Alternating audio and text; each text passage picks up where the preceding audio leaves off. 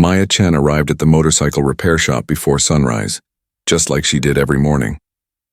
The shop belonged to her father, and she had been working there since she was 10 years old. Now at 19, she could fix almost any bike that rolled through the door. She unlocked the heavy metal gate and stepped inside. The familiar smell of oil and metal filled her nose. She switched on the lights and looked around at the rows of motorcycles waiting for repairs. Some needed new parts, others just needed basic care. Maya knew each bike and what it needed. Her tool chest sat in the corner near her workstation. It was her most precious possession. The red metal box held everything she needed.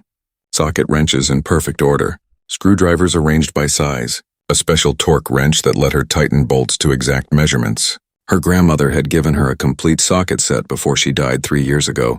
Maya kept those tools spotless and shining. She walked over to start her day, but something felt wrong. The lid of her tool chest was open. Maya never left it open. Her heart began to beat faster. She looked inside and felt her stomach drop. Tools were scattered everywhere. Some were on the floor. Her special torque wrench lay in 2 pieces. The handle had snapped clean off. Socket wrenches were bent at wrong angles. Her grandmother's socket set was missing 3 pieces and the case was cracked down the middle. Maya picked up the broken torque wrench with shaking hands. This tool cost her 2 months of savings. The bent wrenches were custom-made for motorcycle work. They could not be easily replaced. She heard laughing outside. Maya walked to the shop door and looked out. 5 teenage boys stood across the street next to their motorcycles. They were the same boys who always hung around the neighborhood. Their leader was Jake Park, a 17-year-old with bleached hair and too much confidence. The boys were looking at the shop and laughing. One of them pointed at the door. Another one made a gesture like he was breaking something in half. Maya stepped outside. "Did you break into my shop?" Jake turned to look at her. He was still smiling. "Your shop? I thought it belonged to your dad. Did you touch my tools?" Maya asked again. Her voice was steady, but anger burned in her chest. "We just borrowed some stuff," another boy said. His name was Min Jun, and he always followed whatever Jake did. "We wanted to work on our bikes. You broke into private property," Maya said. "And you destroyed my equipment." Jake laughed and shook his head. "Destroyed? We just moved some things around. Maybe broke a wrench or 2. No big deal." "No big deal?" Maya felt her hands form into fists. "That torque wrench cost $800. The socket set was from my grandmother." "Just tools," Jake said with a shrug. "You can buy new ones. Girls shouldn't be so emotional about guy stuff anyway." The other boys laughed. Maya felt her face grow hot.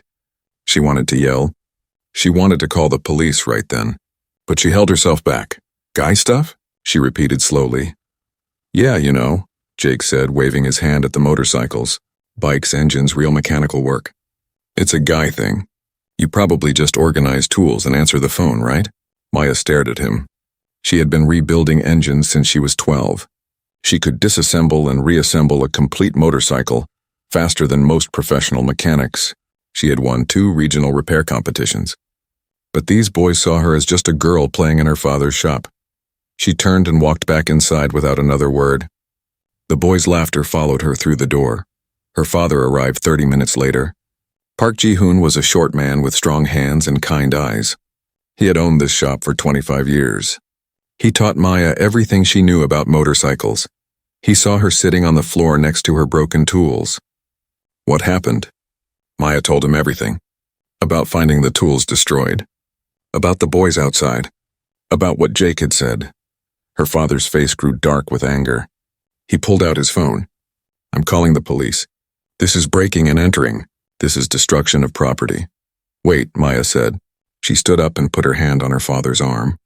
"Don't call them yet." "Why not? Those boys need to learn respect." "They do need to learn," Maya agreed. "But not from police. Not from punishment they'll just forget about next week." Her father looked at her with confusion. "Then how?" Maya looked out the window at the 5 boys.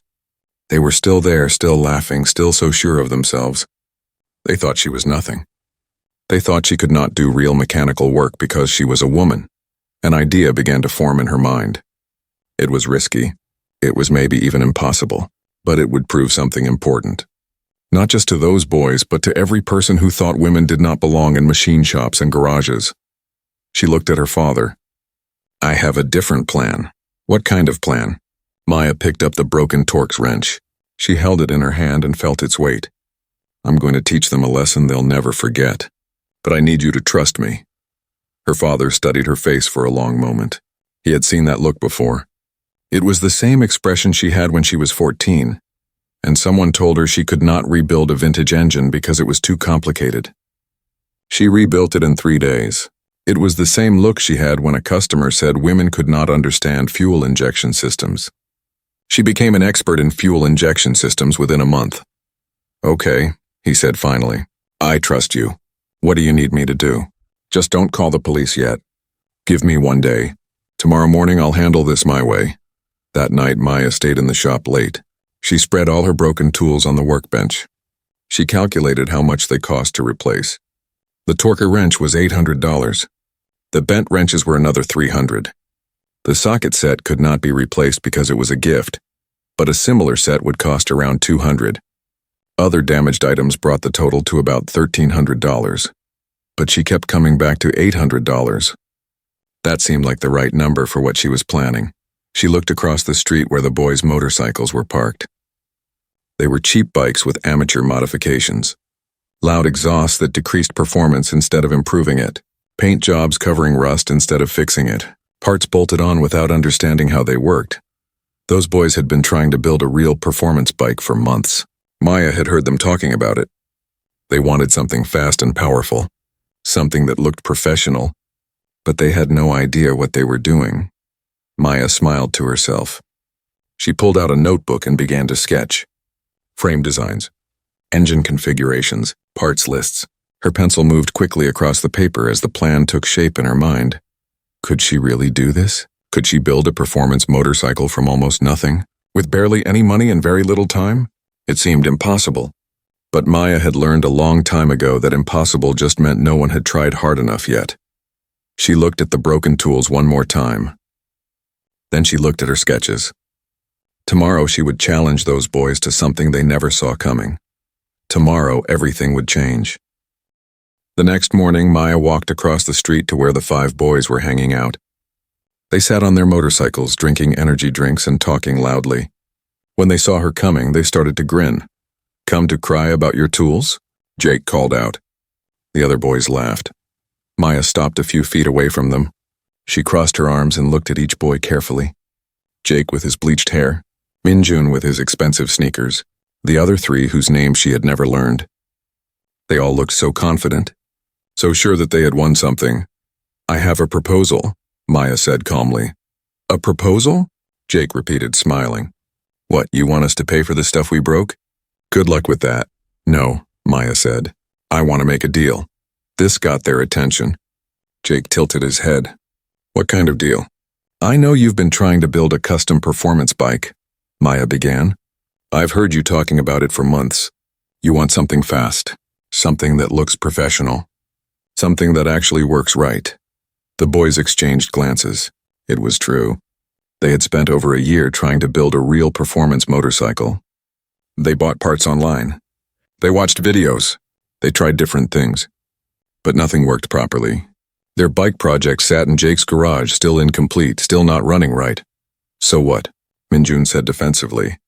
It's harder than it looks. I know it is, Maya agreed. Building a real performance bike takes skill and knowledge. It takes understanding how all the parts work together. Get to the point, Jake said. But his smile was gone now. He was listening. Maya took a breath. This was it. The moment that would change everything or prove she was foolish. I'll build a custom performance motorcycle from scratch. Something better than anything you've tried to make. I'll do it in 30 days, the boys stared at her. Then they burst out laughing. You? Jake said between laughs. You're going to build a performance bike in 1 month? Yes, that's impossible, Minjun said. Even professional shops take months for custom builds. I'll do it in 30 days, Maya repeated. But here's the catch. I'll only use money equal to what you broke. $800. Now the boys really laughed. Even people walking by on the street turned to look at the noise. $800? Jake said, wiping tears from his eyes. You can't even buy a decent engine for $800. This is a joke, is it? Maya asked. She kept her voice level. Are you saying you don't think I can do it? I know you can't do it, Jake said firmly. It's impossible. We've spent over $3,000 on our project and it still doesn't work. You think you can build something better with 800? In 1 month? Then you should have no problem accepting my challenge, Maya said. She looked Jake directly in the eyes. If I fail, I'll admit publicly that I can't do real mechanical work. I'll say you were right about everything. Jake's eyes narrowed. And if you somehow succeed? When I succeed, Maya corrected, you and your friends will work at my father's shop for free. 3 months. Every weekend. You'll learn real mechanical skills, and you'll apologize publicly for what you said and did. The boys got quiet. They looked at each other. This was serious now. 3 months of free work was a lot, but there was no way she could actually win. Everyone knew building a custom bike with $800 in 30 days was impossible. Make it interesting, Jake said slowly. If you fail, you also have to admit that girls aren't cut out for real motorcycle work. You have to say it in front of everyone, and you have to close your little workshop area in the shop. Maya felt a flash of anger, but she controlled it.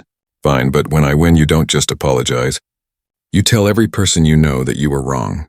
You admit that skill has nothing to do with being a man or a woman. Jake stood up from his motorcycle. He walked over to Maya and stuck out his hand. Deal 30 days, $800, one custom performance bike that actually works. Maya shook his hand. His grip was tight, trying to intimidate her. She squeezed back just as hard. 30 days, she agreed. As she walked back to the shop, she heard the boys laughing again behind her. They were already joking about how they would win. Already planning what they would make her say when she failed. Maya's father was waiting inside. He had watched everything from the window. Did you really just promise to build a performance bike with $800 in 1 month? He asked quietly. Yes, Maya, that's nearly impossible. Even for someone with your skills. She looked at her father. Nearly impossible isn't the same as impossible. Where will you even start? Maya walked to her workstation and pulled out the notebook where she had been sketching the night before. I already have a plan. I know exactly what I need. Her father looked at the sketches. He saw frame designs, engine plans, lists of parts. His expression changed from worry to something else. Pride, maybe, or amazement. You're serious about this, he said. I've never been more serious about anything. What do you need from me? Time, Maya said. I need to focus completely on this project for the next month. Can you handle most of the regular customers? Her father nodded slowly. I'll manage it. But Maya, what if you can't do this? What if it really is too much? Maya looked at her broken tools still sitting on the workbench. Then she looked at the empty space in the shop where she would build her motorcycle. Then at least I tried. At least I fought back instead of just accepting what they think about me. That afternoon, Maya went to the first junkyard. It was on the east side of town, run by an old man named Mr. Kwan. He had known her father for decades. I need a motorcycle frame, Maya told him.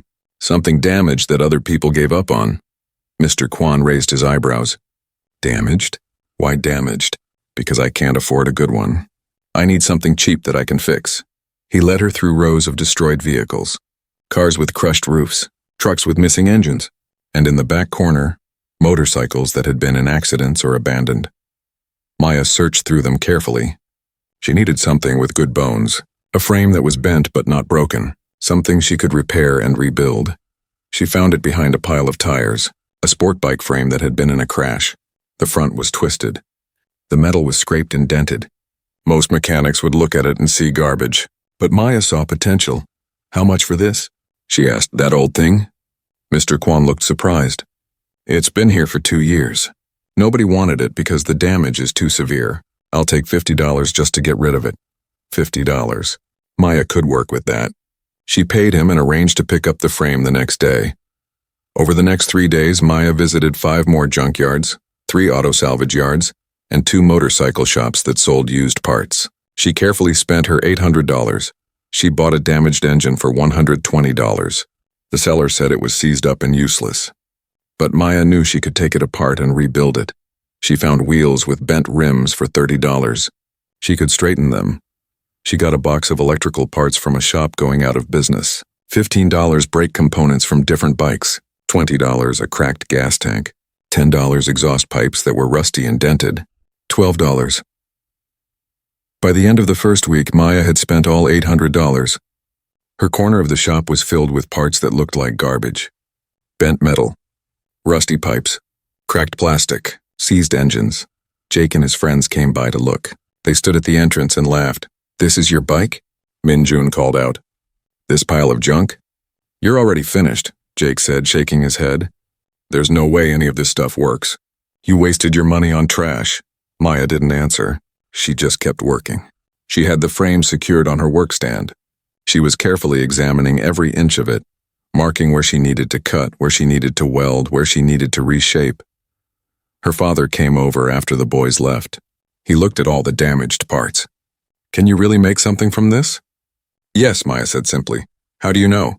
She ran her hand along the twisted frame. "Because I don't see broken parts, Dad. I see possibilities. Every piece here can be fixed. Every damaged component can be rebuilt.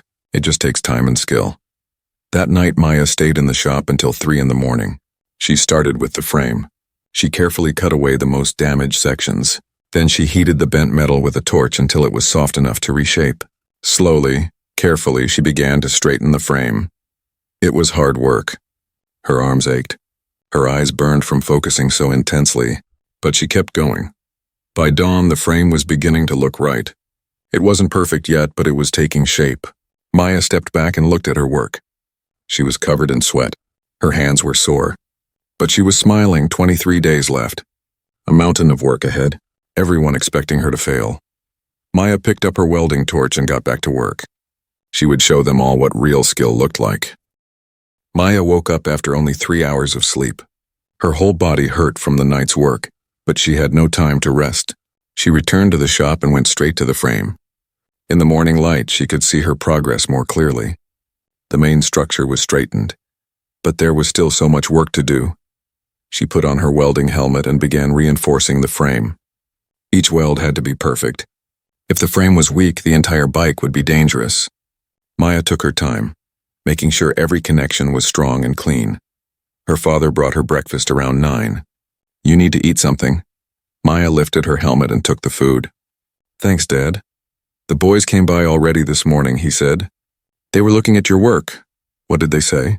"Nothing. They just looked and left." Maya nodded and went back to welding. The boys' opinions didn't matter right now. Only the work mattered. By afternoon, the frame was complete. Maya stood back and examined it carefully.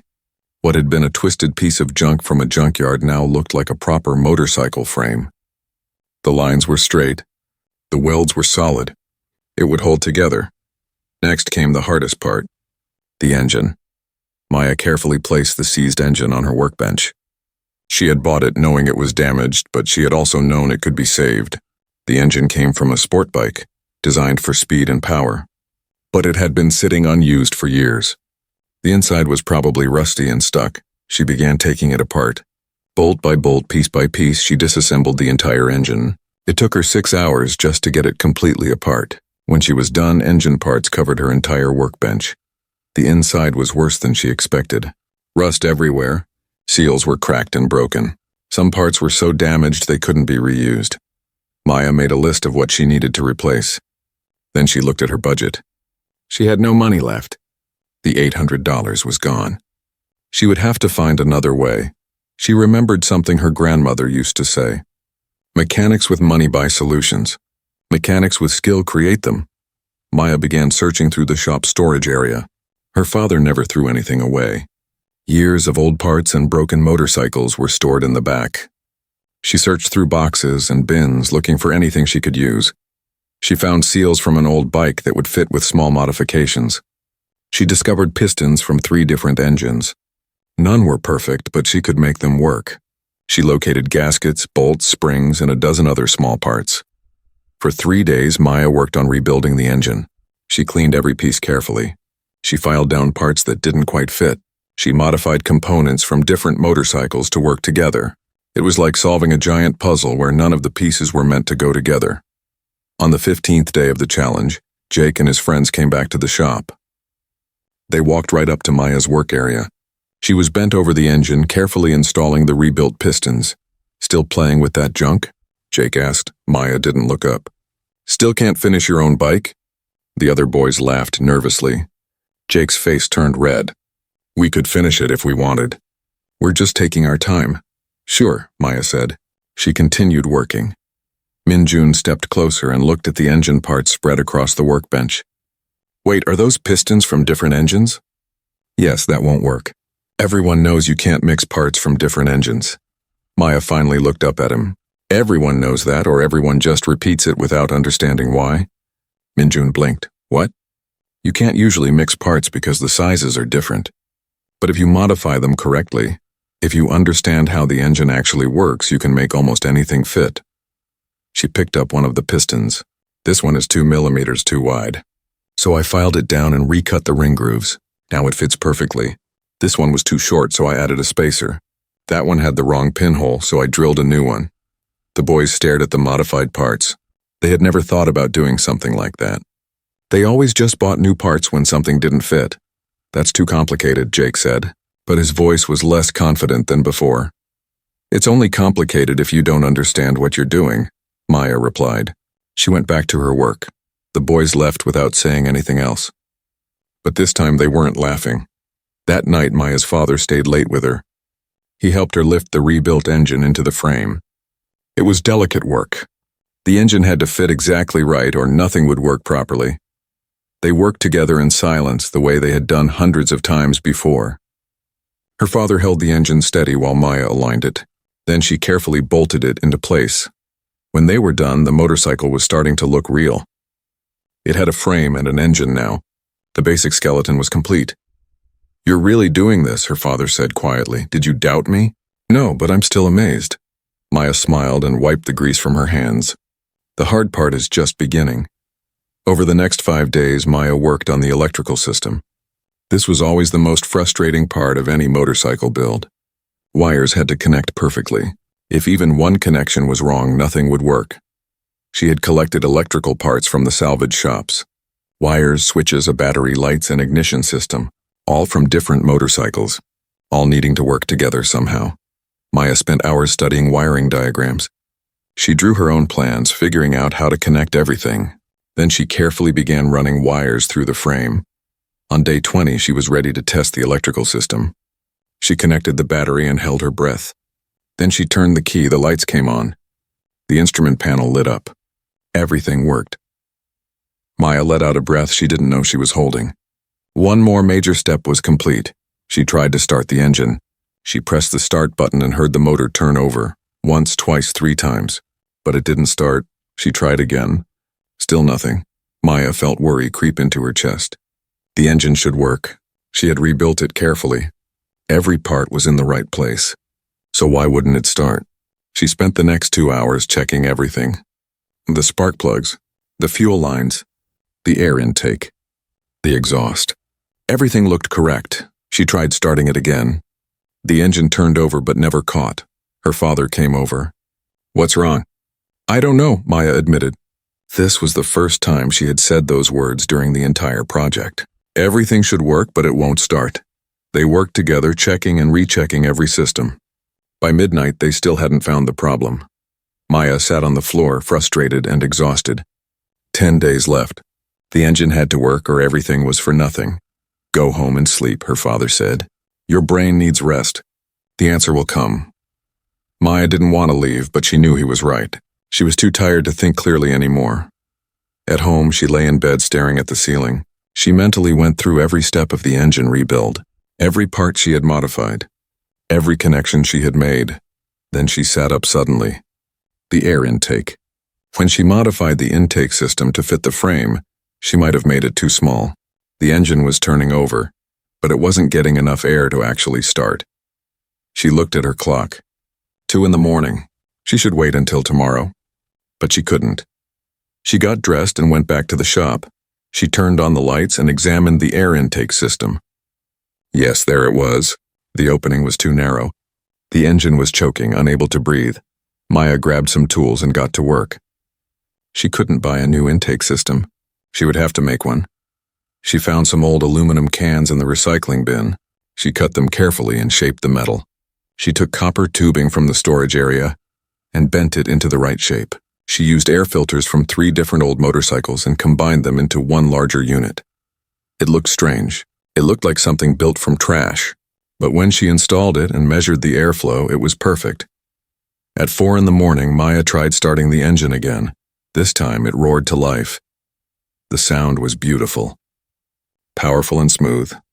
The engine ran perfectly, all the modified parts working together in harmony. Maya stood there in the empty shop, listening to her creation run. She felt tears on her cheeks. Whether from exhaustion or happiness or relief, she didn't know. Maybe all three. She let the engine run for 10 minutes, making sure everything stayed stable. It purred like a professional machine. No rough sounds, no stuttering, just smooth, powerful performance. Finally, she turned it off. The shop became quiet again. Maya looked at what she had built. The frame that everyone said was too damaged. The engine that was supposedly seized forever. Parts from a dozen different motorcycles, all working together because she had the skill to make them work. She picked up her notebook and looked at her timeline. 10 days left. She still needed to build the exhaust system, install the brakes, add the wheels, create bodywork, paint everything, and do final adjustments. It was still nearly impossible. But Maya had stopped believing in impossible 2 weeks ago. She cleaned up her work area and finally went home to sleep. When she closed her eyes, she saw the motorcycle in her dreams. But in her dreams, it was finished. It was complete and beautiful and running perfectly. That dream was about to become real. Maya woke up feeling different. For the first time in weeks, she felt truly confident. The engine worked. The hardest technical challenge was behind her. Now she just needed to finish the rest of the bike. She arrived at the shop early and started on the exhaust system. She had bought rusty, dented exhaust pipes from the junkyard. They looked terrible, but the metal was still good underneath. She spent the morning cutting the pipes to the right length and welding them together. She created a custom route for the exhaust to follow the frame. Then she spent hours sanding away the rust and smoothing out the dents. By afternoon, the exhaust pipes looked almost new. She installed them on the motorcycle and started the engine again. The sound was even better now. Deep and powerful, but not too loud. It sounded like a professional performance bike. Maya was so focused on her work that she didn't notice Jake standing at the shop entrance. He had been watching for several minutes. "It runs," he said finally. Maya looked up, surprised. "Yes, I heard it from down the street." Jake walked closer, looking at the motorcycle. "That's the same junk frame from the junkyard?" "Yes." He circled around the bike slowly, examining it. "And the engine actually works?" "You can hear it working." Jake stopped walking and looked at Maya. His expression was different today. Not mocking, not angry, something else. "How did you do this?" Maya wiped her hands on a rag. "Time, skill, understanding how all the parts work together. We've been trying to build our bike for over a year," Jake said quietly. "We've spent so much money, watched hundreds of videos, but it never works right. The engine makes weird noises. The throttle sticks. Nothing fits together properly. That's because you're trying to build something without understanding the fundamentals," Maya told him. "You're just bolting parts together and hoping they work. And you understand the fundamentals? My father started teaching me when I was 10. I've rebuilt maybe 300 engines since then. I didn't learn from videos. I learned by actually doing the work over and over until I understood every single component." Jake was quiet for a moment. Then he said something Maya never expected to hear. "Could you teach me?" She looked at him carefully. "What? Just one thing? Show me one thing I'm doing wrong." Maya thought about saying no. This was the same person who broke her tools and insulted her. The same person who said girls couldn't do real mechanical work. Why should she help him? But then she remembered why she accepted this challenge in the first place. It wasn't just about proving herself. It was about changing minds. And you couldn't change someone's mind by refusing to teach them. "Fine," she said. "One thing." She grabbed a wrench and pointed to the engine. "When you tighten bolts on an engine, what do you do?" "I tighten them as much as I can," Jake said. "Tighter is better, right?" "Wrong. That's probably why your engine makes weird noises. You're over-tightening everything." She showed him the torque specifications written in her notebook. Every bolt has a specific tightness it needs to be. Too loose and it falls apart. Too tight and you damage the threads or warp the metal. You need to use proper torque measurements. "I don't have a torque wrench," Jake admitted. "That's why you broke mine," Maya said. There was no anger in her voice now, just fact. "You came here looking for a tool you needed but couldn't afford." Jake's face turned red. Yeah, we couldn't figure out how else to get one. You could have asked to borrow it. Would you have let us? Maya thought about it honestly. Probably not before this. You guys never showed any respect for the work or the tools. I know. Jake looked down at his shoes. I'm sorry. About the tools. About what I said. About all of it. It wasn't a full apology yet. But it was something.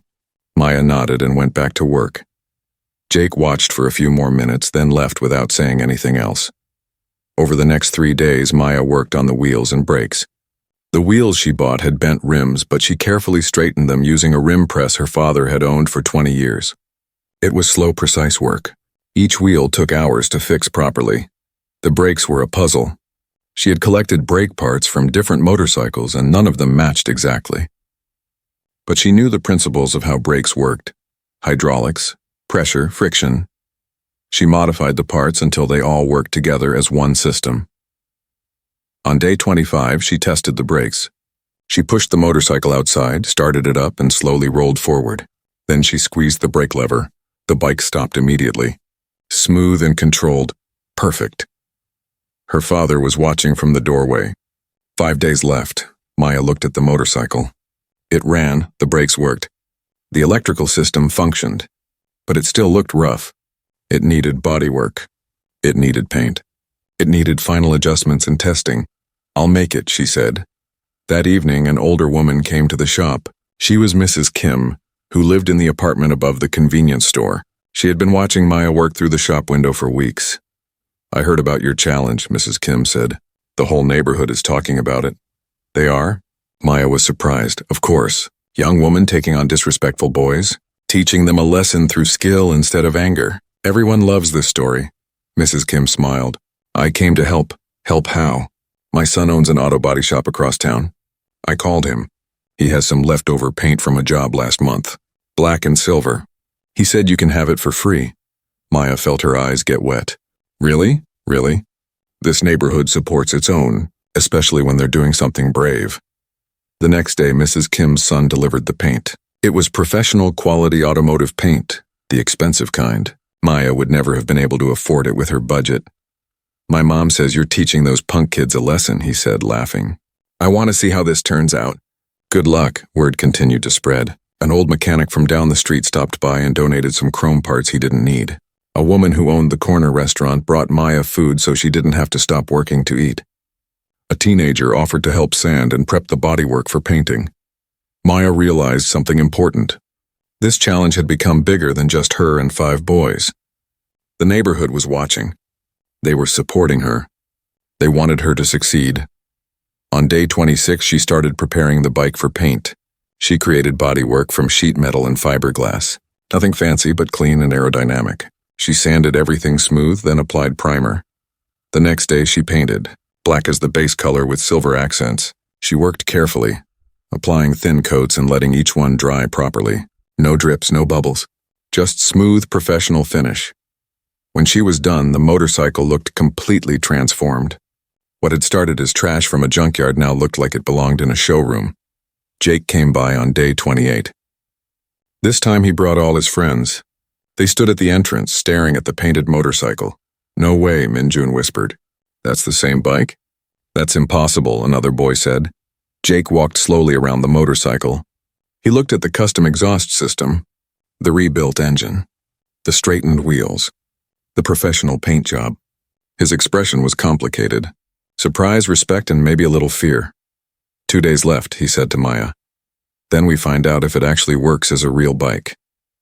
It will work, Maya said confidently. How do you know? Because I built every part of it. I know exactly how it functions. After the boys left, Maya's father came over. You still need to test it properly. Tomorrow, take it for a real ride. Make sure everything works under actual conditions. The next morning, day 29, Maya pushed the motorcycle out of the shop. She had worked on it for nearly a month. She had rebuilt it from pieces everyone else threw away. She had poured her skill and knowledge and determination into every component. Now it was time to see if it really worked. She put on a helmet and started the engine. The sound made her smile. She slowly released the clutch and gave it a little throttle. The motorcycle rolled forward smoothly. She shifted into second gear, then third. Everything felt right. The engine responded perfectly to the throttle. The brakes were strong and controlled. The suspension absorbed bumps in the road. Maya rode through the neighborhood, gradually increasing speed. 30 miles per hour, 40, 50. The bike was stable and powerful. It handled like a professional machine. She rode for an hour, testing everything. Sharp turns, quick acceleration, hard braking, emergency maneuvers. The motorcycle passed every test. When she returned to the shop, a small crowd had gathered. Neighbors had come out to watch. They clapped when she pulled up. "It works," someone shouted. "She did it." Another person called out. Maya parked the bike and took off her helmet. Her hands were shaking slightly, not from fear but from excitement and relief. Her father walked over and hugged her. "I'm so proud of you." "One more day," Maya said. "One more day until the challenge is complete."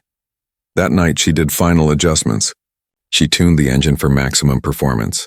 She double-checked every bolt, every connection, every component. She wanted everything to be absolutely perfect. Tomorrow, in front of everyone, she would prove that skill and determination were more important than money or gender. Tomorrow, those boys would learn respect. Maya looked at the finished motorcycle. It was beautiful. More than that, it was proof. Proof that impossible was just a word people used when they gave up too easily. She smiled and locked up the shop. Tomorrow would change everything. Day 30 arrived with clear blue skies. Maya woke up before dawn, too nervous to sleep anymore. This was the day everything would be decided. The day she would either prove herself or lose everything. She arrived at the shop and looked at the motorcycle one more time in the early morning light. The black and silver paint gleamed. The chrome parts shined. It looked perfect. But looking perfect and working perfectly were two different things. Her father was already there, making coffee. "Big day," he said simply. "Big day," Maya agreed. People started arriving around 9 in the morning. First, just a few neighbors curious to see what would happen. Then more. Mrs. Kim from the apartment building, the restaurant owner, the old mechanic from down the street, the woman who donated the paint. Soon, more than 50 people were gathered outside the shop. Jake and his 4 friends arrived at 10. They pushed through the crowd to see the motorcycle. All 5 boys stopped and stared. "She actually finished it," Minjun said quietly.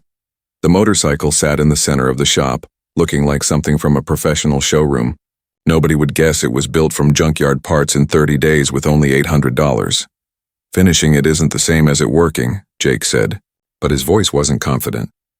He looked nervous. A man in his 50s pushed through the crowd. Maya recognized him. Mr. Han, who owned the biggest motorcycle shop in the city. He was famous in the community for his knowledge and skill. "I heard about this challenge," Mr. Han said. "I had to come see for myself." He walked around the motorcycle slowly, examining every detail. He checked the welds on the frame. He looked at the engine. He inspected the exhaust system. Everyone watched in silence. Finally, Mr. Han stood up and looked at Maya. "Who built this?" "I did," Maya said. "All of it? The frame, the engine, everything?" "Yes, sir." He nodded slowly. "May I start it?" "Of course." Mr. Han sat on the motorcycle and started the engine. The sound filled the shop. Deep, powerful, clean. He listened carefully, then revved the engine. He watched the instrument panel, checking all the readings. After a few minutes, he turned it off and got up. "This is professional level work. The engine sounds better than most bikes I see in my shop." The crowd murmured with approval. Jake's face went pale. "But," Mr. Han continued, "starting in a shop is different from actually riding. The real test is performance under real conditions." "I know," Maya said. "That's why I've prepared a proper test." She had marked out a course through the neighborhood streets. It included tight turns, straightaways for speed, and a steep hill that would test the bike's power. The course was 1 mile long and would prove whether the motorcycle could really perform like she claimed. The challenge was simple, Maya said, speaking loud enough for everyone to hear. "I had to build a custom performance motorcycle in 30 days using $800. Now I'll prove it works." She looked at Jake. "What were the terms again?" Jake swallowed hard. "You have to ride the course, reach 80 miles per hour safely, and show complete control. And if I succeed, we work at your shop for 3 months, and we apologize publicly." "Not just apologize," Maya reminded him. "You have to admit you were wrong." About everything. Jake looked at the motorcycle, then at Maya, then at all the people watching. Yes, that's the deal. Maya put on her helmet and leather jacket. Her hands were shaking slightly, but she forced them to be steady. She had practiced this ride yesterday. She knew the bike could do it. But doing it alone was different from doing it in front of 50 people. She started the engine and rolled out into the street. The crowd moved to the sidewalks, giving her space. Some people followed on foot. Others got in cars to follow the route. Her father stood at the starting line. "You don't have to prove anything to anyone," he said quietly so only she could hear. "Yes, I do," Maya replied. "I have to prove it to myself," he nodded and stepped back. "Then show them what you can do." Maya took a deep breath. She released the clutch smoothly and accelerated down the street. The motorcycle responded perfectly. First gear, second gear, third gear. The engine's power was incredible for something built from junk parts. She approached the first turn, a sharp 90-degree corner. She leaned into it, feeling the bike hold its line perfectly. The suspension absorbed the forces smoothly. She came out of the turn and accelerated again. The crowd watching from the sidewalks cheered. Car horns honked. Next came a series of quick turns, zigzagging through 3 blocks. This would test the bike's handling and stability. Maya moved through them like water flowing around rocks, smooth, controlled, confident. She could see Jake and his friends following in a car. They were watching everything. Now came the hill. It was the steepest street in the neighborhood. The test here was power. Could the engine she rebuilt deliver enough force to climb while maintaining speed? Maya approached the hill at 40 miles per hour and shifted down a gear. She twisted the throttle and felt the engine respond with a surge of power. The bike climbed the hill without hesitation. 50 miles per hour, 55, 60. At the top of the hill, she could see the entire neighborhood below. She could see the crowd following her. She could see her father's shop in the distance. Now came the final test. The straightaway. It was 4 blocks of flat, empty street. This was where she would prove the bike could reach 80 miles per hour like she promised. Maya accelerated hard. The engine roared. 4th gear. 5th gear.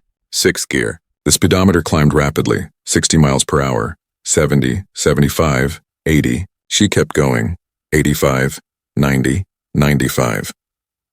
At 95 miles per hour, Maya was flying. The bike was completely stable. No wobbling, no vibration, just smooth, powerful speed. This motorcycle built from trash was performing like a machine worth $10,000. She saw the end of the straightaway approaching and began to brake. The brakes she had rebuilt from mismatched parts performed perfectly. She slowed smoothly and safely, then turned back toward the shop. When she arrived back at the starting point, the entire crowd was cheering. People were clapping and shouting. Some were filming on their phones. Mrs. Kim was crying happy tears. Maya parked the motorcycle and took off her helmet.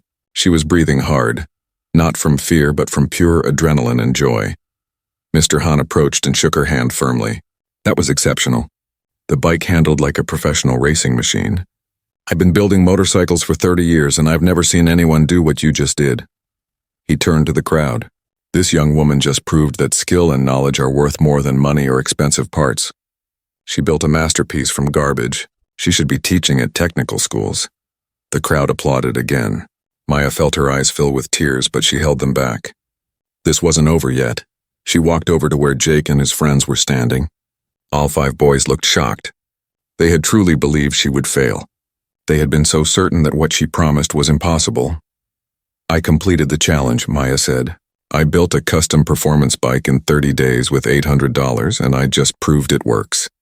Jake opened his mouth, but no words came out. Finally, he just nodded. "So now you keep your end of the deal," Maya continued. "Tell everyone here what you have to say." Jake looked at his friends. They all looked uncomfortable. The crowd had gotten quiet, waiting to hear. Jake took a deep breath. "I was wrong. About everything." "Say it properly," Maya said firmly. "Say what you were wrong about." "I said that girls couldn't do real mechanical work. I said that motorcycle repair was guy stuff. I said Maya couldn't build a real bike." Jake's voice was getting stronger now, like admitting it was making it easier. "I was completely wrong. Maya just did something none of us could do. She has more skill in one hand than all 5 of us together." He turned to Maya. "I'm sorry for breaking your tools. for disrespecting you, for thinking that your gender mattered more than your ability. You're a better mechanic than I'll probably ever be." The other 4 boys nodded in agreement. Minjun stepped forward. "We're all sorry. You taught us something important today." Maya looked at each of them carefully. This was what she wanted. Not just an apology, but understanding. These boys had learned that skill had no gender. That respect had to be earned through ability and dedication. "Apology accepted," Maya said. "Monday morning, 8 o'clock. Don't be late." "We'll be there," Jake promised. The crowd began to break up, people congratulating Maya as they left. Many asked to take pictures with her and the motorcycle. Local reporters who had heard about the event were asking for interviews. Her father came over and hugged her tightly. "You did it. You really did it." "We did it," Maya corrected. "You helped me. The neighborhood helped me. I couldn't have done this alone. But you had the skill and the courage to try something everyone said was impossible." Maya looked at the motorcycle one more time. It represented so much more than just metal and parts. It represented proof. Proof that determination could overcome doubt. Proof that skill mattered more than stereotypes. Proof that impossible was just a challenge waiting to be accepted. That night, after everyone had left, Maya sat in the quiet shop with her father. The motorcycle stood in the corner, gleaming under the lights. "What will you do with it?" her father asked. "Keep it," Maya said immediately. "I'm going to ride it every day. Let everyone see what I built. It's a good reminder." "Of what?" Her father smiled. "That my daughter can do anything she sets her mind to." Maya rested her head on his shoulder. Tomorrow those 5 boys would start working at the shop. Tomorrow she would begin teaching them properly. Tomorrow everything would be different. But tonight she just wanted to sit here and appreciate what she had accomplished. She had turned broken tools into an opportunity. She had turned doubt into determination. She had turned impossible into possible. And that was worth more than any expensive motorcycle ever built. 3 months passed like water flowing down a river. Steady, constant, changing. Everything it touched every Saturday and Sunday morning. Jake and his 4 friends arrived at the shop at exactly 8 o'clock. For the first few weeks they came reluctantly, still embarrassed about losing the challenge. But something changed as time went on. Maya watched it happen gradually. On the first Saturday, Jake couldn't even properly hold a wrench. He gripped it wrong, used it wrong, understood nothing about the basic mechanics of tightening a bolt. But Maya showed him the correct way. Once, twice, 10 times. However many times it took. By the 4th week, Jake could disassemble a carburetor without help. By the 8th week, he was diagnosing engine problems by sound alone. By the 12th week, he was teaching the other boys what Maya had taught him. Maya's father noticed the change too. "That Jake kid has real talent," he said one evening. "He learns fast when he actually pays attention." "He was always talented," Maya replied. "He just had a bad attitude that got in the way." Minjun turned out to be excellent with electrical systems. His hands were steady and precise, perfect for connecting tiny wires. Another boy named Daejung was naturally good at welding. The other 2, Hyun and Sangwoo, developed skills in diagnostics and customer service. The boys stopped being a gang of troublemakers. They became students, then they became mechanics. One Saturday morning in the 3rd month, a customer brought in a vintage motorcycle that wouldn't start. Maya was busy with another job, so she told Jake to handle it. "By myself." Jake looked nervous. "You know what to do. Check the fuel system, test the spark, examine the compression. Go through the process we practiced." Jake took a deep breath and got to work.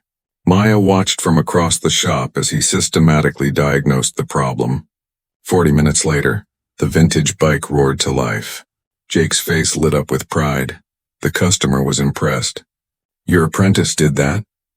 "He did," Maya confirmed. "He's good. You taught him well." After the customer left, Jake came over to Maya. "Thank you," he said quietly. "For what?" "For not giving up on me. for teaching me even after everything I did." He paused. "I applied to technical school. The automotive mechanics program. I got accepted." Maya felt genuine happiness for him. "That's great, Jake. You'll do well there. I wouldn't be going if you hadn't shown me what real mechanics looks like. I thought I knew everything, but I knew nothing." He smiled slightly. "Now I know enough to understand how much more I need to learn." "That's the mark of a real mechanic," Maya said. "Understanding that learning never stops." The change wasn't just happening with the 5 boys. It was spreading through the whole neighborhood. The blog article about Maya's challenge had gone viral on local social media. People shared it hundreds of times. News websites picked up the story. A regional television station came to interview Maya and film her working in the shop. But the most important change happened with the young girls in the neighborhood. One Saturday, a 13-year-old girl named Ji-woo came to the shop. She stood at the entrance watching the boys work, looking like she wanted to come in but was afraid. Maya noticed her. "Hi there. Can I help you?" "I read about what you did," Ji-woo said shyly. "Building the motorcycle. I thought it was amazing, thank you. Could you teach me too?" "About motorcycles?" Maya looked at this young girl who reminded her so much of herself at that age. Curious, interested, but scared to enter a world that seemed like it didn't belong to her. "Of course I can teach you," Maya said. "When do you want to start?" Ji-woo's face lit up. "Really? Now? Can I start now?" That's how it began. One girl led to another. Ji-woo brought her friend, who brought her cousin, who brought her neighbor. Within a month, 12 young girls were coming to the shop on Saturday afternoons. Maya started a program she called Bikes and Barriers. Every Saturday from 2 to 5, she taught basic mechanics to young women. They learned about engines, electrical systems, brakes, and suspension. They learned how to use tools properly. Most importantly, they learned that they belonged in this space just as much as anyone else. The custom motorcycle Maya built sat in a place of honor in the shop. She rode it every day and people always noticed. Cars would slow down to look at it. Other motorcyclists would give her thumbs up at traffic lights. Everyone in the neighborhood knew the story of that bike. One day, a woman who owned a manufacturing company downtown came to see the motorcycle. She introduced herself as Ms. Park. "I heard about what you did," Ms. Park said. "Building something professional from nothing. That takes creativity and problem-solving skills we desperately need in manufacturing." "Thank you," Maya said. "I'm starting a program to train young people in advanced manufacturing techniques. I'd like you to be an instructor." Maya was surprised. "I'm only 19. I don't have formal teaching credentials. You taught 5 disrespectful boys to be skilled mechanics in 3 months. You're teaching a dozen girls right now. Credentials aren't what matters. Skill and dedication matter." Ms. Park handed her a business card. "Think about it.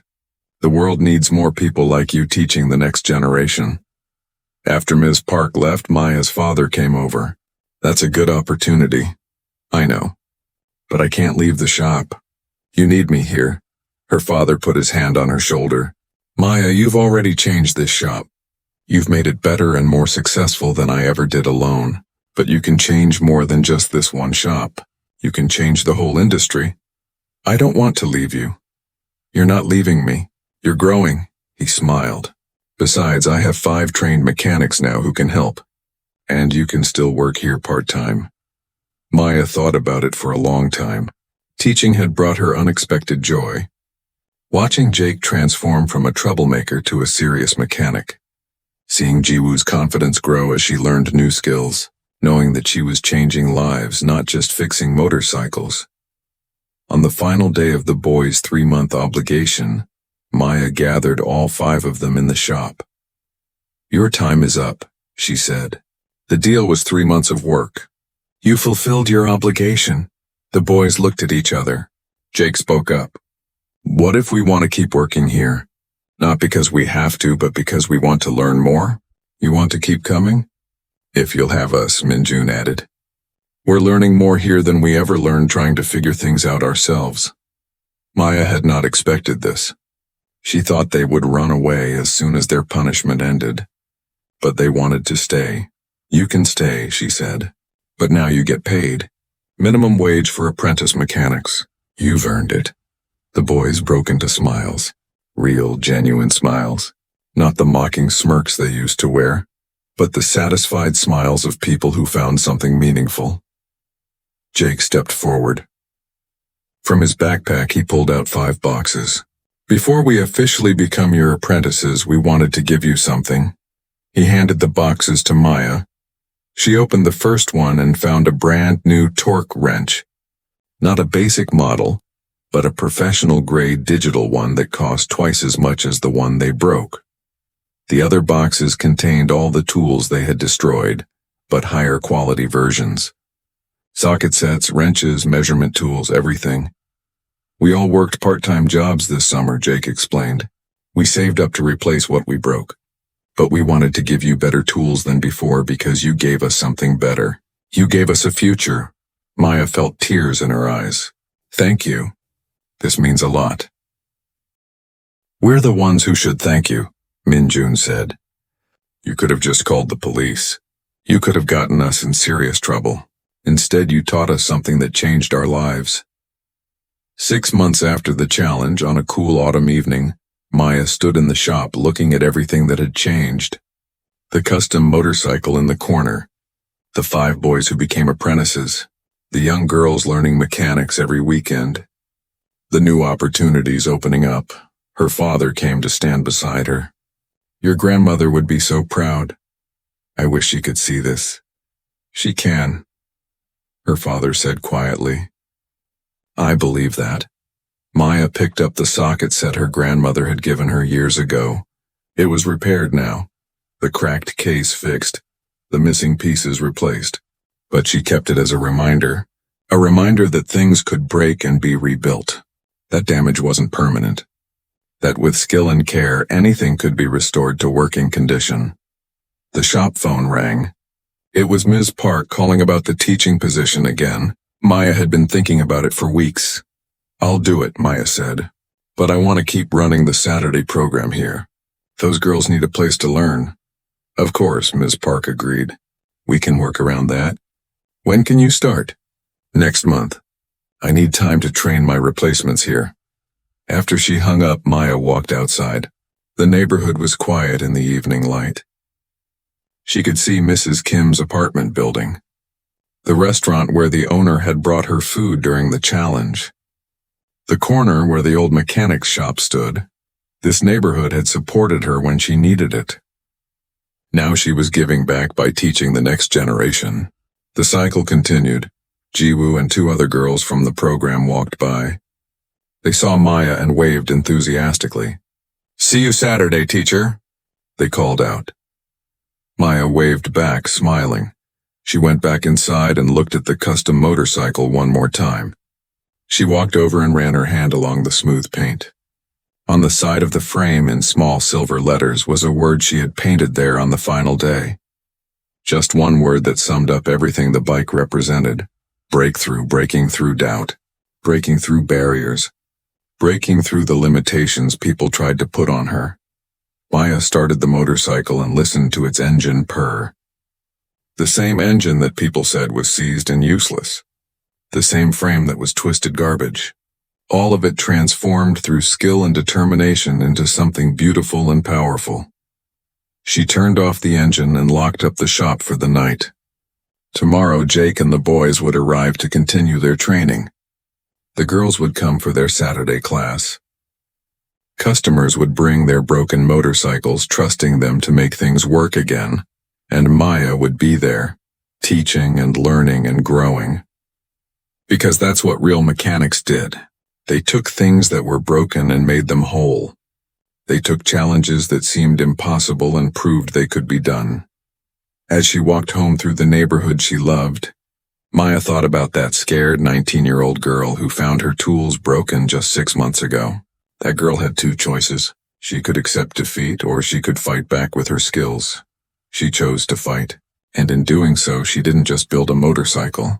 She built a legacy. She built confidence. She built a future for herself and for every young person who believed they couldn't do something because of who they were. Maya smiled as she walked. The custom motorcycle called Breakthrough would sit in that shop for years to come. People would see it and remember the story. They would remember that one girl proved that impossible was just another word for challenging. And someday, another young person would face their own impossible situation. They would remember Maya's story, and they would know that with skill, determination, and courage they could break through any barrier. That was the real impact, not just changing 5 boys or teaching 12 girls, but showing an entire community that limitations were just illusions waiting to be shattered. Maya reached her home and looked back at the shop one more time in the distance. The lights were off now, but she could still picture everything inside. The tools, the motorcycles, the dreams tomorrow would bring new challenges, new opportunities, new chances to prove what was possible, and Maya was ready for all of it.